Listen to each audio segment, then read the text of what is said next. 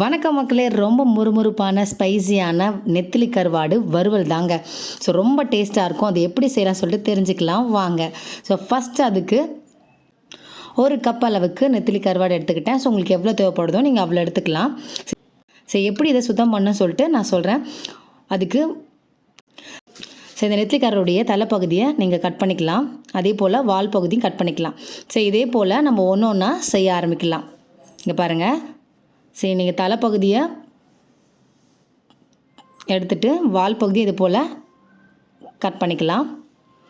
சரி, இதில் இருக்க எல்லாத்தையும் பார்த்திங்கன்னா இதே போல் சுத்தம் பண்ணி நம்ம வச்சுக்கலாம். சரி, எல்லா நெத்திலி கருவாடையும் நம்ம பார்த்திங்கன்னா இது போல் கட் பண்ணி வச்சுட்டாச்சு. இதில் ஒரு கப் அளவுக்கு நான் ஹாட் வாட்டர் வந்து ஆட் பண்ணுறேன். ஸோ ஆட் பண்ணி நல்லா மிக்ஸ் பண்ணுங்கள். அதில் ஏதாச்சும் அழுக்கு இருந்தாலோ எல்லாம் பார்த்திங்கன்னா நம்ம சுத்தம் பண்ணுறதுக்காக இந்த ஹாட் வாட்டர் வந்து ஆட் பண்ணிக்கிறேன். நீங்கள் நார்மல் வாட்டர் ஆட் பண்ணாலும் ஆட் பண்ணிக்கலாம். ஸோ நல்லா மிக்ஸ் பண்ணியாச்சு. இந்த தண்ணியை வடிகட்டிடலாம். தண்ணியெல்லாம் வடிகட்டியாச்சு. இதில்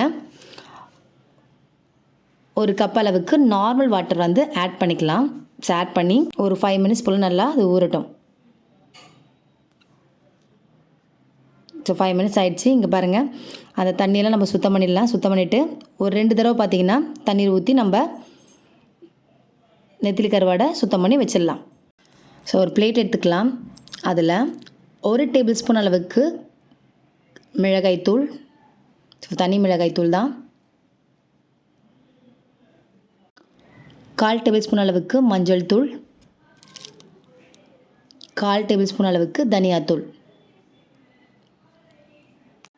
1/4 டேபிள் ஸ்பூன் அளவுக்கு கரம் மசாலா,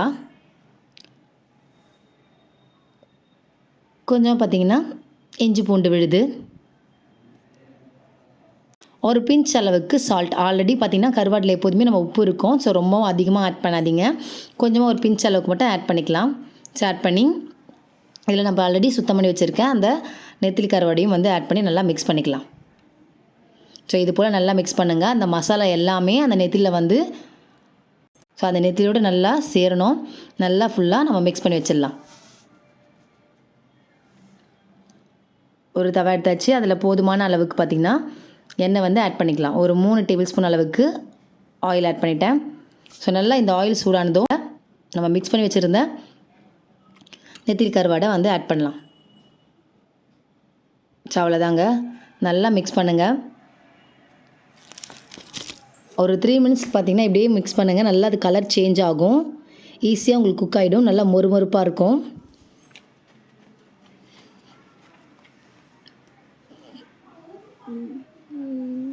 இதில் தண்ணியில் நம்ம ஆட் பண்ணவே தேவையில்லை. இந்த எண்ணெயிலே பார்த்திங்கன்னா மிக்ஸ் பண்ண அது நல்லா குக் ஆகிடும்.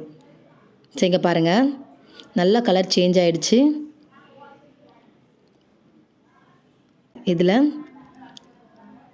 கருவேப்பிலைக்கு வந்து ஆட் பண்ணிக்கலாம். ஆட் பண்ணி நல்லா மிக்ஸ் பண்ணுங்கள். அவ்வளோதாங்க. ஸோ ரெடி ஆகிடுச்சு. ஒரு 5 மினிட்ஸில் வந்து இதை செஞ்சு முடிச்சிடலாம். நெத்திலி கருவாடு ரெடி ஆகிடுச்சு. ரொம்ப ஸ்பைஸியாக இருக்கும், ரொம்ப டேஸ்ட்டாக இருக்கும். உங்கள் வீட்டில் நீங்கள் செஞ்சு பாருங்கள். பிடிச்சிருந்தா லைக் பண்ணுங்கள், ஷேர் பண்ணுங்கள். தேங்க்யூ.